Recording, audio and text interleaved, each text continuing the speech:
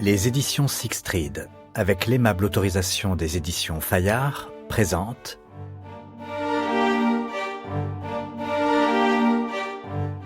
Meurtre dans un fauteuil de P.D. James, interprété par Marc-Henri Boisse.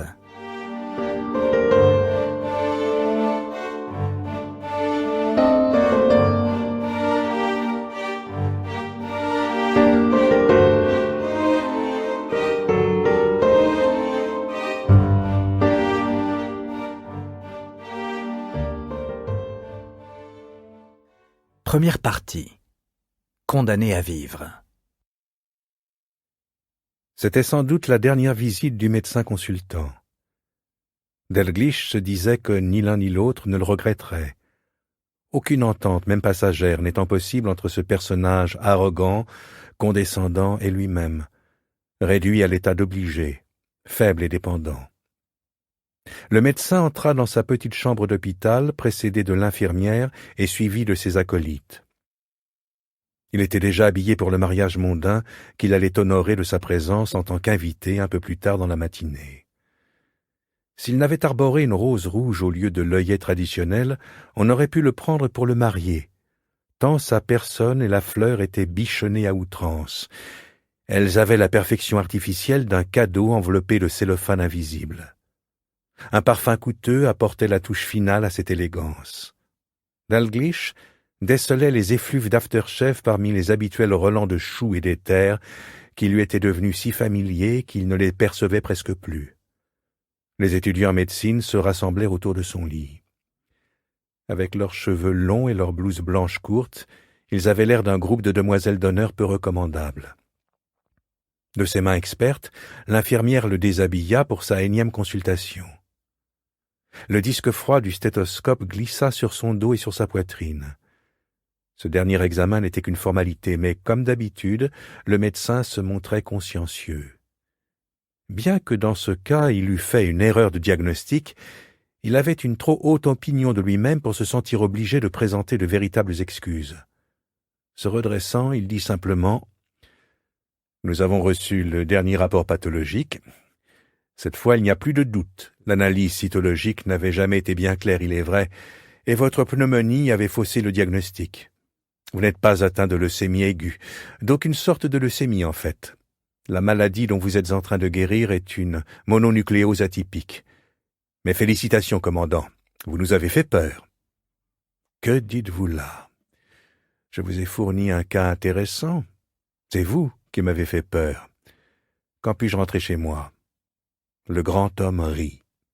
Il sourit à sa cour comme pour l'inciter à l'indulgence face à cet exemple typique de l'ingratitude des convalescents. « Vous devez avoir besoin de mon lit » se hâta d'ajouter Dalglish. « Nous avons toujours besoin de plus de lits que nous ne pouvons en obtenir. Mais rien ne presse. Vous n'êtes pas encore tout à fait remis. Nous verrons, nous verrons. » Après le départ du médecin, Dalglish resta couché sur le dos et, comme s'il le voyait pour la première fois, regarda l'espace aseptisé autour de lui. Le lavabo avec ses robinets qu'on ouvrait avec les coudes. La table de chevet propre et fonctionnelle, sur laquelle était posée une cruche d'eau, les 2 chaises recouvertes de sky destinées aux visiteurs, le casque à écouteurs suspendu au mur derrière lui, les rideaux imprimés d'un motif floral quelconque, choisi pour satisfaire le goût du plus grand nombre. Il avait cru que ce seraient là les derniers objets qu'il verrait. Cette chambre lui avait paru être bien nue et impersonnelle pour y mourir. Comme une chambre d'hôtel, elle était conçue pour abriter des gens de passage. Que ses occupants la quittent sur leurs 2 jambes ou sous un drap mortuaire, ils ne laissaient rien derrière eux, pas même le souvenir de leurs angoisses, de leurs souffrances et de leurs espoirs. Sa condamnation à mort lui avait été communiquée selon l'usage par des regards graves, une certaine jovialité factice, des apartés entre médecins et une surabondance d'analyse. Il avait dû insister pour qu'on lui donnât le diagnostic. Sa condamnation à vivre, annoncée d'une manière beaucoup moins détournée, une fois passé le cap le plus dangereux de sa maladie, l'avait révolté bien davantage. Il avait jugé fort désinvolte, voire irresponsable de la part de ses médecins, de l'avoir si complètement réconcilié avec la mort pour ensuite changer brusquement d'avis. C'était avec gêne qu'il se rappelait maintenant la facilité avec laquelle il avait renoncé à tous ses plaisirs, toutes ses préoccupations. L'imminence de la mort avait dévoilé leur véritable nature. Au mieux un simple réconfort, au pire un gaspillage de temps et d'énergie. À présent, il devait les retrouver, et se persuader qu'ils avaient de l'importance, du moins pour lui. Mais il ne croirait probablement jamais plus qu'ils en avaient pour les autres. Une fois guéris et requinqués, ces problèmes se résoudraient d'eux-mêmes. À plus ou moins brève échéance, le corps reprendrait ses droits. N'ayant pas d'alternative, il se ferait de nouveau à la vie et pourrait mettre cet accès d'amertume et de mélancolie sur le compte de sa faiblesse physique. Il en viendrait à croire qu'il avait eu beaucoup de chance de s'en tirer. Délivré de leur gêne, ses collègues le féliciteraient. Maintenant qu'elle avait remplacé la sexualité comme sujet tabou, la mort avait acquis sa propre pudeur. Mourir, alors qu'on n'était pas encore devenu un fardeau pour son entourage, et avant que vos amis puissent parler de délivrance, était du plus mauvais goût. Mais se ferait-il de nouveau à son travail? S'étant résigné au rôle de spectateur et ensuite à même pas cela, il se sentait mal armé pour retourner dans l'arène bruyante du monde, ou, s'il ne pouvait faire autrement, enclin à y chercher le coin le plus tranquille possible. Ce n'était pas un sujet auquel il avait vraiment réfléchi pendant ces instants de lucidité. Il n'en avait pas eu le temps. C'était plutôt une conviction qu'une décision. L'heure était venue de changer d'orientation. Fini le règlement, les interrogatoires, le spectacle de la chair en décomposition et des os brisés, tout le sale boulot de la chasse à l'homme. Il avait mieux à faire. Il ne savait pas encore très bien quoi, mais il trouverait. Il avait plus de 2 semaines de convalescence devant lui. Cela suffirait pour formuler sa décision, la rationaliser, la justifier à ses yeux et, tâche plus difficile, à ceux du préfet. Le moment était mal choisi pour quitter Scotland Yard. On considérerait sa démission comme une désertion.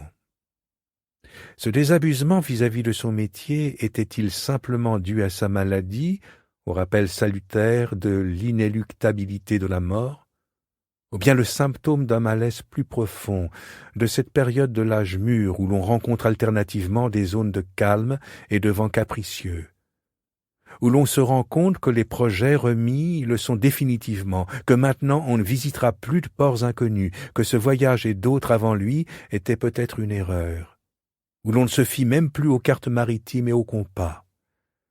Et il n'y avait pas que son travail qui lui paraissait dérisoire, insatisfaisant à présent. Couché sans pouvoir dormir, comme tant d'autres patients avaient dû le faire dans cette morne chambre avant lui, il suivait les phares de voitures sur le plafond, écoutait les bruits secrets de la vie nocturne de l'hôpital.